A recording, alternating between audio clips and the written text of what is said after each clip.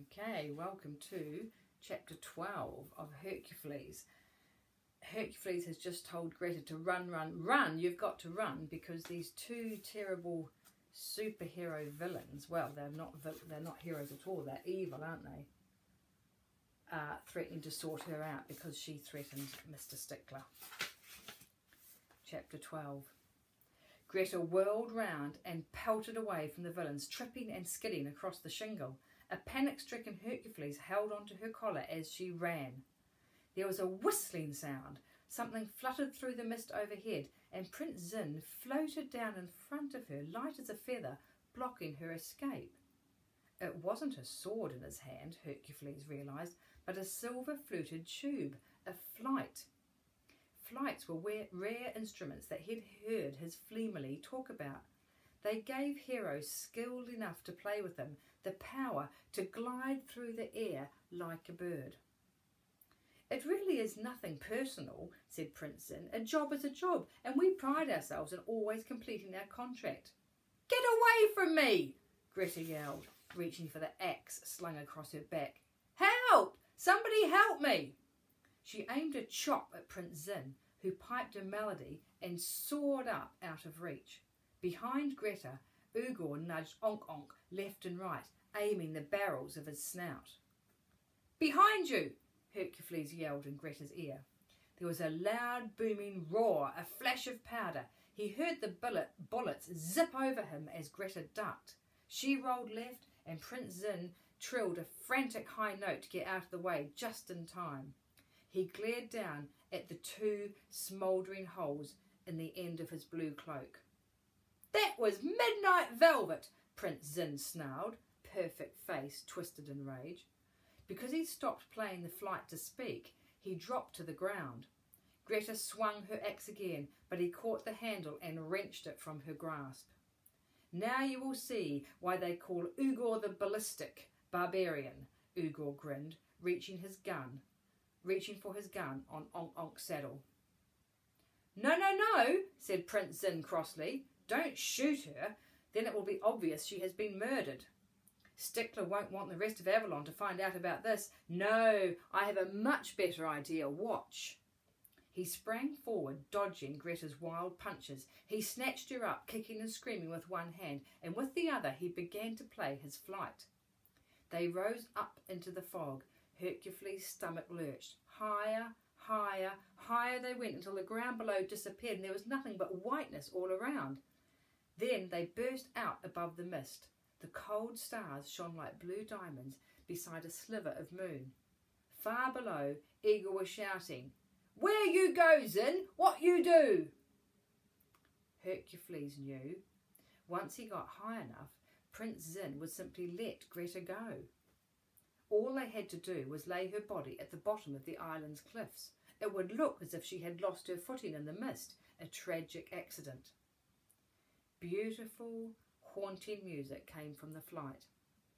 The arpeggios rose higher and higher. Any moment they would reach a crescendo and Greta would drop like a stone. She twisted and screamed, trying to get free, but Prince Zin was too strong, and gradually the fight ebbed from her. That means she's sort of losing her strength to fight. With a desperate scream, Hercufleas launched himself from her shoulder. Whatever size his enemies, the winner's always Hercufleas, he bellowed. And landing on the flight, he bit Prince Zin's fingers as hard as he possibly could. Ow! At once the haunting music stopped and they were all tumbling down head over heels through the air. Hercufleas clung to the flight for dear life. Prince Zin snatched for the instrument, but Hercufleas gnashed at his fingers again and he jerked his hand away with a howl. Greta lunged for the flight, brought it to her lips and managed to blow a single high note that pinned her in place in the air. So there's Hercufleas on the end of the flight, and Greta's managed to do one note that's made her stop still in the air. Prince Zin grabbed at her feet. He pulled off a clog and disappeared with a hideous shriek down into the fog.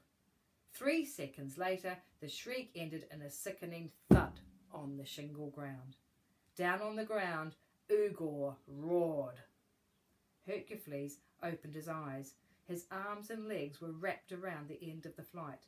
Prince Zin's sickly sweet blood was still in his mouth, tasting of jasmine and malice. Shakily he pulled himself up and stood on the tip of the instrument.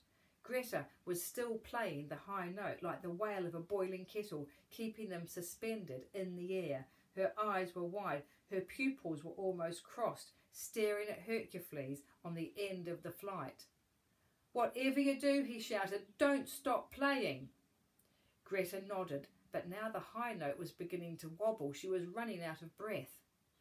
She gasped a lungful of air, but as the note ended, the flight's magic ceased. They plunged down. Greta sank into the mist up to her knees, then blew the same note and jerked up again. "Can you play something higher?" Hercufleas yelled, "to take us up?" Greta screwed her eyes shut. She shook with effort until she was beetroot red, but no matter how hard she blew, she didn't have the breath or skill to make the flight take them higher. Oh, this is tense, isn't it? There she is in the air, and Ugor's waiting on the ground below them. They fell further down into the mist as she took another breath, and again lower, lower. "You coming back down to me, little Greta?" said Ugor from below. His voice was much closer now. "Ugor waiting for you. You die for poor Prince Zin." Now they were level with the street lamps lining the shore. The ground was a brown haze beneath them. Hercufleas could make out Ugor's enormous dark shape. He heard artifacts clucking softly over the body of Prince Zin. They only had a few seconds before they hit the ground. Hercufleas scrabbled about in his mind, trying to cobble together a plan. Greta looked at him desperately. She couldn't speak, but he knew what she was asking. She was begging him to save her, to be her hero. "Stay as high as you can for as long as you can," he said. "I'll get help." Greta shook her head.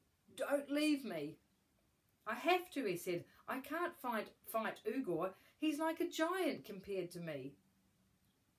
Tears leaked from her screwed up eyes. "I'll get help," he said. "Stay here. Don't..." And then Greta ran out of breath again, and they fell. Oh dear. End of chapter 13.